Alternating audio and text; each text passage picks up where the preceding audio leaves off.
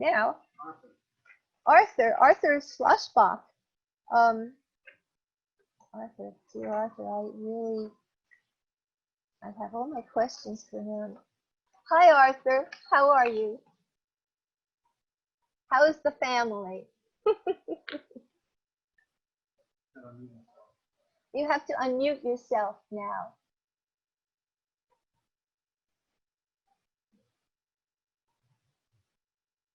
That's just on. There you go. Oh, that's good. I can hear you, and you can hear me, hopefully. Yes, that's I wonderful. can. Well, thank you very much for agreeing to be part of this kind of a round table here. 7 candidates for 3 positions.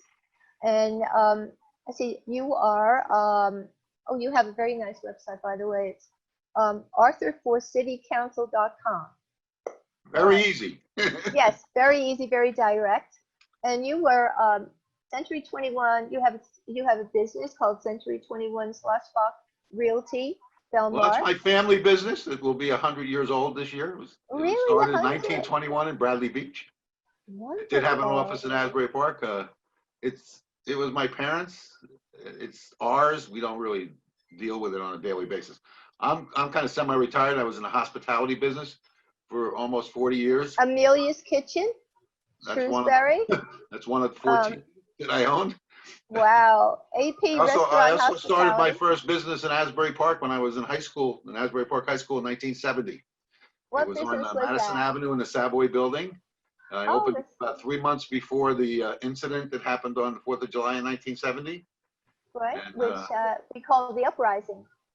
Well, I call it an incident, and I was lucky enough to know a lot of people from the West Side, and nothing happened to my establishment. But I was grabbed by the governor and the mayor at the time to be on a board, like we're starting now with Amy, to find out what went wrong. And I don't really remember what we talked about because it's so many years ago. What's the name of Amy to let me be on her committee. What's the name of that committee? What is that? The one that Amy's doing? Yeah. What's the name of that? I just think I don't know what their formal name is. It's a citizens involvement unit with the Asbury Park Police, which I'm a Asbury Park Police COP member since 2011. Oh, Cops on Patrol. New York City, I was an auxiliary police officer with the New York City Police Department. Okay, maybe that's the is that the equity committee? The equity committee? Yeah, I guess that's the one that I just applied for it online. They want people from the police department, from citizens, to be on a committee to discuss what's going on and what we can do better, which is good. Right. Okay. But I'm a business advocate. So my main thing of running is because Asbury Park has over 400 businesses. We're a 1.2 mile town. It's got 84 food establishments alone. And no one on our city council they have a little background in business and stuff, but not too much. And we really need somebody like that on the council. I think the council should be bigger anyway. I think it should be like 7 or 8 people. And I want to bring in a bid. Business Improvement District. There's one in Red Bank. There's one in Little Silver, Rumsden, Spring Lake, Toms River, and I thought that acronym was wasn't it? Is it the BIZ? It's a Business Improvement District. It's a Business Improvement District. I thought it was a. I used to be on the executive board of the biggest one in the country in New York City. It's called the Downtown Alliance. Downtown Alliance. Okay. New York City. It's the biggest bid in the country. But Asbury Park needs one. And probably a good point. So this is your platform, right? My what? This is part of your platform. Yeah. Platform. Yeah, right? That's one of my main things. That's number one. Number two, I'm very pro term limits. I don't think anybody in local government should be on the board. Maybe a mayor could go 3 terms, but a council person 2 terms. That's it. I mean, almost every major city in the country is like that. When you get into state and county, then maybe you can run a couple more years, but it makes things stagnant. And I think you need to bring new blood in. And that's another reason why I'm running. The third reason was what Yvonne brought up, and I never heard him talk about it until today, but I've been talking about it for a while, is it's nice to put up housing on the west side, my grandfather came here in 1888, and where all those new townhouses over on Springwood Avenue was his dairy farm. So we've been there for a long time, but you don't have any infrastructure. How can you have all these people moving in? Most of them don't have cars.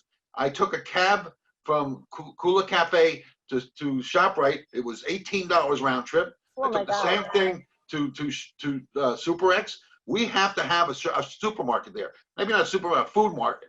And you need laundries. What are these people going to? How are these people going to get their clothes clean? Those townhouses don't have cellars, so there's no way to put in washers. So you did make a point of this on your call, on the Zoom call at the 9/9 meeting, and I made a note of that. You said they should have laundromats and you just have to have this. It's not fair to these people. a strip mall. And It's not going to be hard to get someone to come here and do that. I mean, ShopRite might not do it, but the people that own Super X, I think they would come and open up one. You have to make the developers put the space in there. They have to have in these buildings, especially the new ones going up on, between Bangs and Cookman, they should have a grocery store in there. I mean, we need housing. We need that more than we need more housing right now. And how do you feel about these tax breaks for these developers? Well, tax breaks with developers, wherever you go, there are tax breaks for developers. I mean, and there's some on they're knocking on the door to come to Asbury, but they're not running through the door to come to Asbury. So you have to give them some kind of, incentives. But that also brings in a lot of rateables. If they're not there, we're not making any money. I mean, they say that they didn't raise taxes here. No, they didn't raise taxes in Asbury Park, but they upped the value of my home on Summerfield Avenue. I live on the west side on Summerfield Avenue in Comstock. My taxes went up 20% in the last 5 years because more people renovated homes on my street. 8, as a matter of fact. One from they bought them from anywhere from 80,000 to 200,000, and they all sold for 500,000 to 600,000. And that's the way they raised the assessment of the homes, and you have to pay more taxes. They didn't raise the rate. They can say, I didn't raise the rate. They didn't raise the rate. They raised the assessment. It's just, it's like going back door, which is fine. But, I'm not planning on moving, so I don't really care if my house is worth more. Right. So from a real estate perspective, which is one of your specialties, I mean, that in restaurants, right? In food, Eat USA, right? Yeah, well, that's an e-commerce company I have that sells American-made specialty foods. Yeah, sounds good. You know what the SBA does. So how do you feel about the rent leveling and stabilization?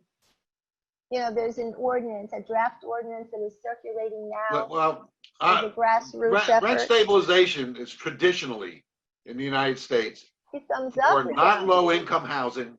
It's for middle-income to upper middle-income housing. When people come in and start raising rents because the neighborhood needs more supply and demand, and they want to raise the rent because people will pay it because they want to live there.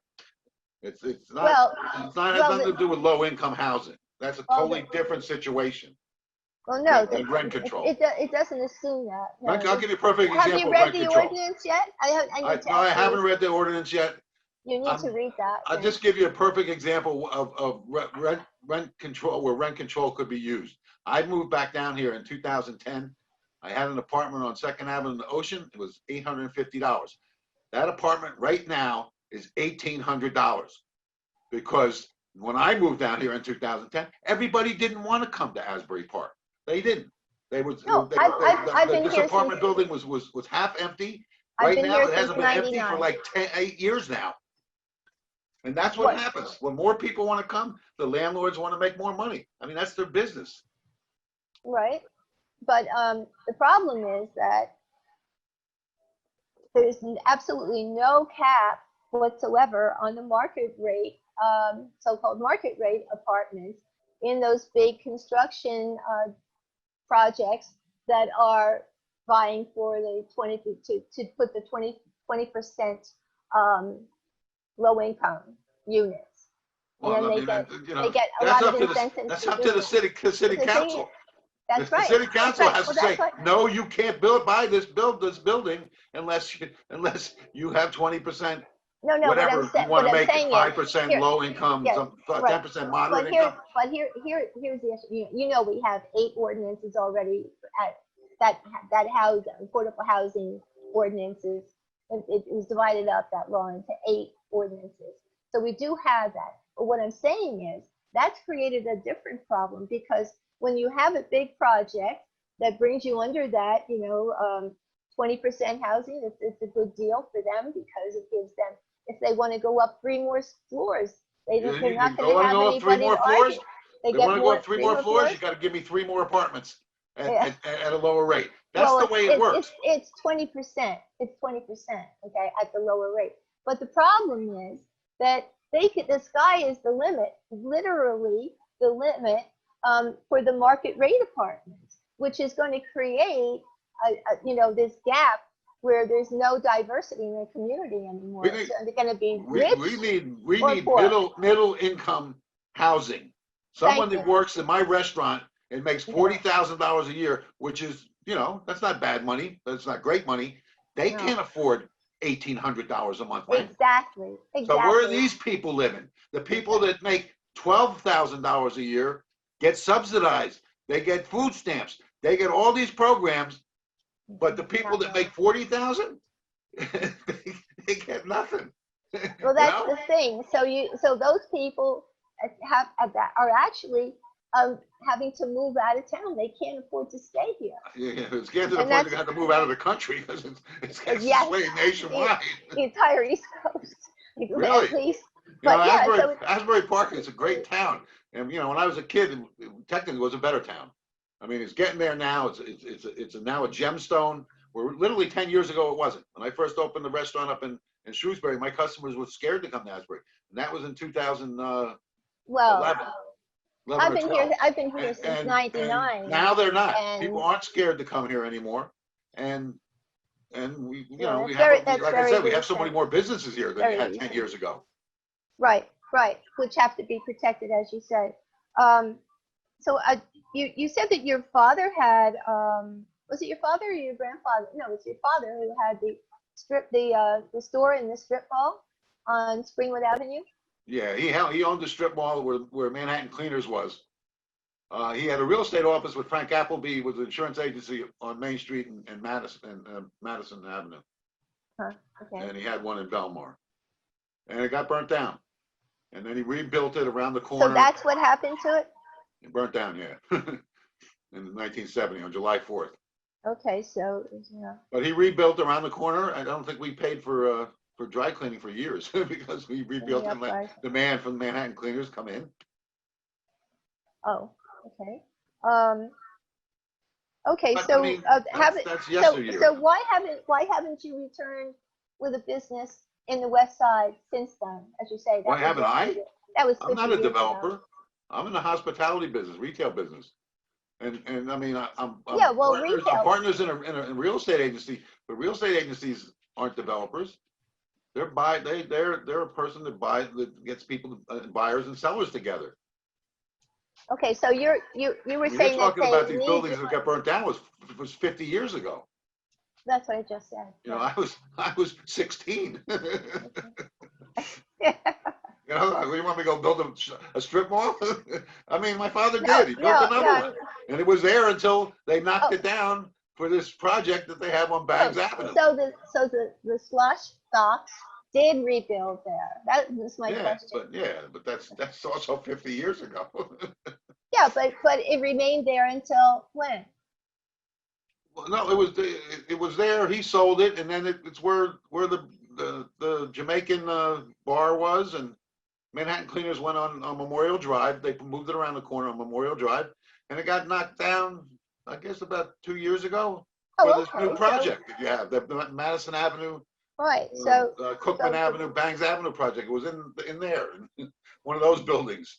Right. So that's good. I mean, because I was going to say how your sister Marilyn and her husband Scott came into Asbury Park in the 2000s, early 2000s, on Cookman, opened the market.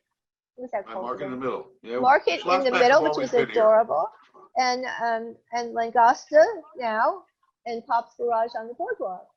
So I was giving you giving them the background on your family.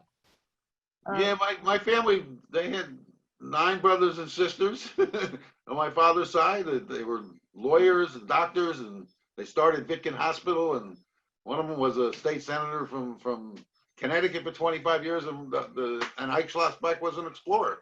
Went to the South Pole 10 times. Oh, is that right?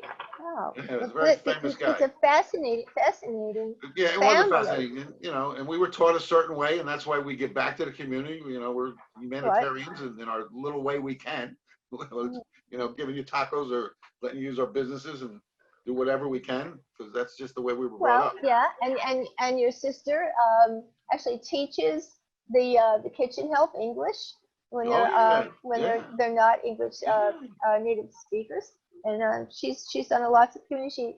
She has now that you bring up done a lot on the what is it called, the Kula Cafe, the Kula Cafe. Well, now you bring these things up about teaching Spanish people English and stuff.